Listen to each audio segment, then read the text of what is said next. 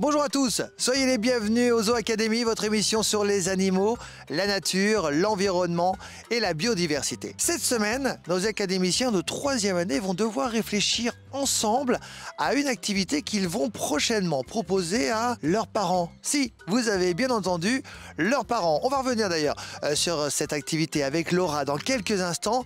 Mais avant cela, faisons un point sur les dernières aventures de Tom, Théo et Gabriel dans Zoo Academy.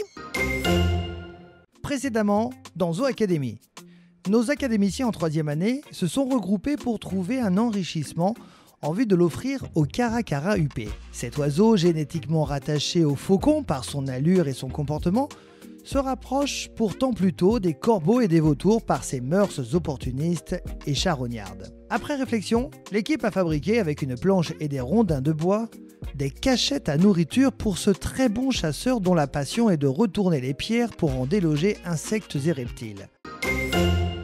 Bonjour Laura. Bonjour Guillaume. Extrêmement ravi de te retrouver. Aujourd'hui, nous allons retrouver également nos académiciens qui doivent, si j'ai bien compris, préparer quelque chose qu'ils vont présenter à leurs parents, c'est-à-dire que tous les ans, les académiciens vont faire une séance avec leurs parents. Le but, c'est que les parents découvrent l'activité de leurs enfants. Et donc, du coup, la prochaine fois, il y a un parent qui va être invité à partager la séance avec l'enfant. Et donc, cette semaine, eh bien, il faut qu'ils préparent cette séance, ils préparent ce qu'ils ont envie de faire découvrir à leurs parents. En gros, en quoi consiste cette préparation? Une activité X ou Y? Soigneur animalier peut être une activité? Tout à fait. Il va falloir qu'ils choisissent ce qu'ils ont envie de faire découvrir. Et là, pour le coup, je ne peux pas dire ce que c'est puisque c'est eux qui vont choisir. D'accord. Mais avant, on va avoir une petite chose de plus à faire, c'est qu'il va falloir mettre en place l'enrichissement qu'on avait préparé la dernière fois pour le caracara.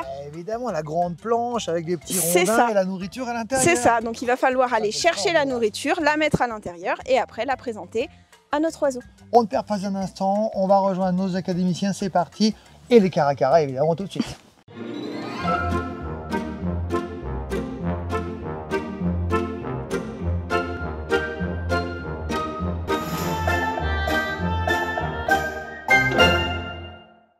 Alors du coup, comme je vous l'ai dit la semaine dernière, aujourd'hui on a 2 missions. La première, c'est mettre en place l'enrichissement pour les caracaras. Et ensuite, on ira préparer la séance avec vos parents pour la prochaine fois. Ok, on va voir les soigneurs pour mettre l'enrichissement en place. Allez, on est parti. Venez voir.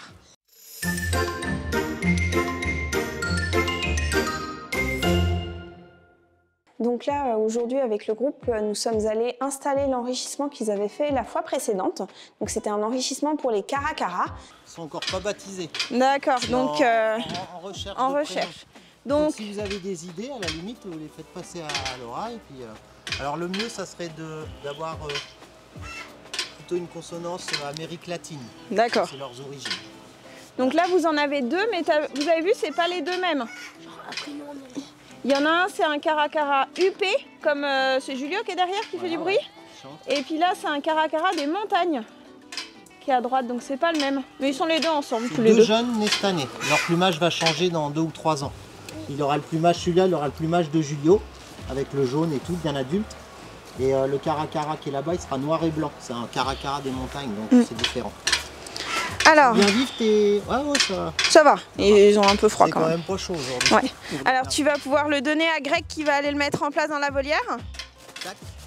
Je te fais portier. Je vais te mettre en charge d'ouvrir la porte. Moi, je vais passer. Il faut refermer derrière, bien sûr, en faisant attention que l'oiseau sorte pas. On est en mode hivernage. Ils peuvent être un peu surpris. Alors, je vais essayer de mettre ça. Vas-y. On va le mettre. Voilà, on peut se mettre là à la grille pour regarder. Hop. En bas.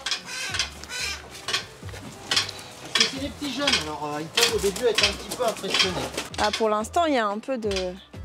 Ils sont intrigués. Entre ça et puis nous aussi. Ouais. De nous voir, un petit groupe, quoi. Là en ce moment c'est très calme, hein, ils voient peu de personnes. Donc, alors ce que je vais faire, c'est que je vais en ouvrir un. Pour qu'ils voient qu'il y a à manger. Donc on l'a installé avec Greg, un soigneur de la fauconnerie. Donc on a commencé par le mettre aux 2 petits jeunes qui sont nés cette année, un caracara des montagnes et un caracara huppé. Alors ils en ont eu un petit peu peur, donc du coup on l'a donné à Julio. Julio qui est un caracara plus âgé, plus expérimenté, qui a tout de suite compris le fonctionnement. Et puis ensuite, on l'a remis aux petits jeunes qui vont petit à petit le découvrir. Et puis comme ça, ça va leur laisser le temps de découvrir comment ça fonctionne. Il retourne les pierres pour attraper les insectes en dessous. Donc lui, pendant la représentation, il le fait. Ok?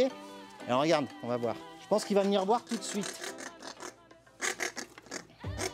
Voilà, il sait qu'il y a quelque chose. Regarde, regarde. Hop, voilà. Alors déjà avec le bec, il y arrive. Est-ce qu'il va utiliser ses pattes comme il fait avec les peaux? Il faut qu'il analyse. Ouais, bien.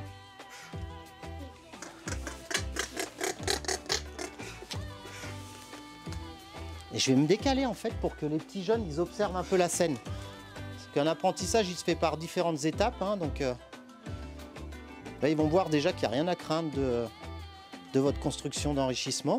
L'enrichissement est comme un plateau où il y a plein de petits ronds de bois qu'il faut tourner pour avoir la nourriture pour les caracara UP. Alors on part sur le principe qu'en fait là c'est de la recherche visuelle. Je pense qu'il y a possibilité aussi qu'ils sentent les vers de farine, hein, évidemment, parce qu'il y a une petite odeur et on est en pleine étude sur les oiseaux, les rapaces, parce qu'il y a des oiseaux évidemment qui ont un odorat bien développé. Ah, pas mal. Je crois qu'il a déjà mangé ce qui était dedans là. Tiens, attends, juste décaler. Là, regarde, que tu comprennes. Il est où le truc? Il a bien compris qu'il y avait quelque chose à manger en tout cas déjà.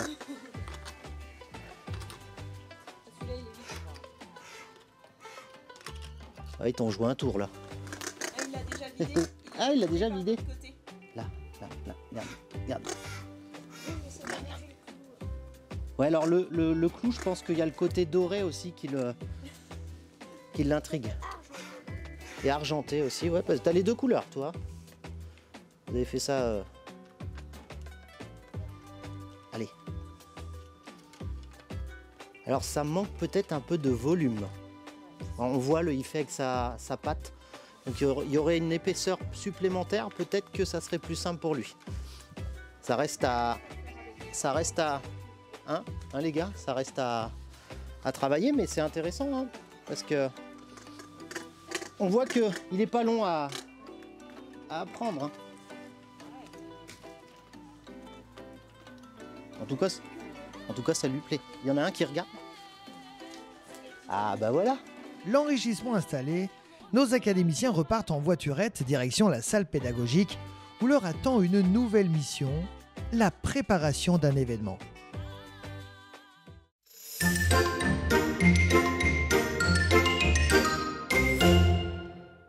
Donc l'idée, c'est que les enfants préparent la séance qu'ils vont faire à leurs parents une prochaine fois.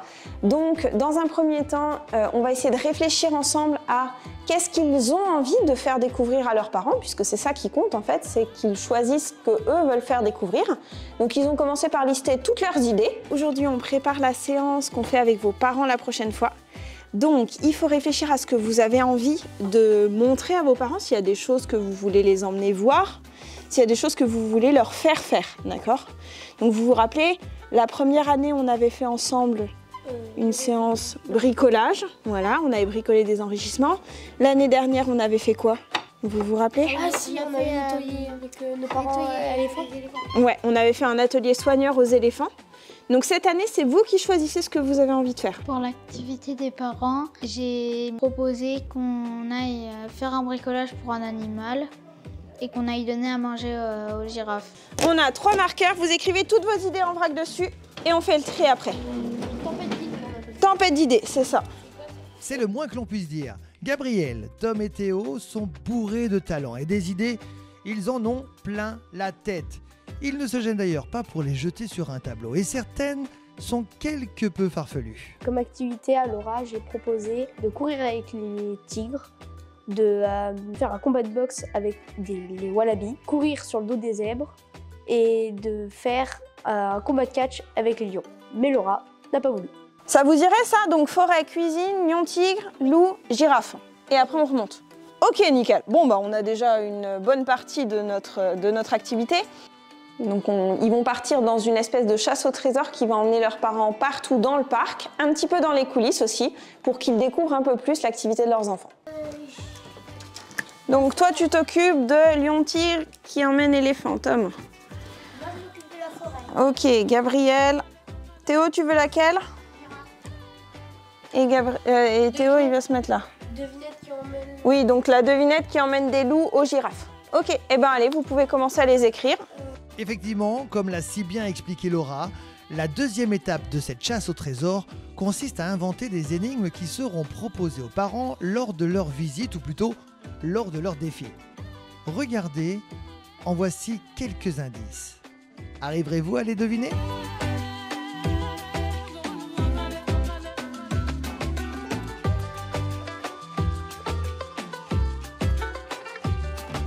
Donc on récupère vos parents au portail. On vient jusque là, on va en forêt ici. On rentrera tout droit, hein. On n'ira pas par les ronces comme vous faites d'habitude. Donc du coup, pour finir de préparer cette séance avec leurs parents, eh bien on va aller repérer en voiturette le parcours qu'ils feront la prochaine fois, tous les endroits où on va s'arrêter pour que eux, ils voient un petit peu à l'avance ce qu'on va faire la prochaine fois. Et puis une fois qu'on aura fini, on repassera dans l'allée de service. C'est bon pour vous? Deuxième étape, c'est où? La cuisine. Cuisine centrale. Ok, on est reparti. La cuisine centrale, installée dans les coulisses du zoo, fut l'une des étapes de ce parcours de repérage, accompagnée, évidemment, de ces nombreuses surprises. Puis nos académiciens ont continué à se balader au cœur du parc zoologique Le Pal.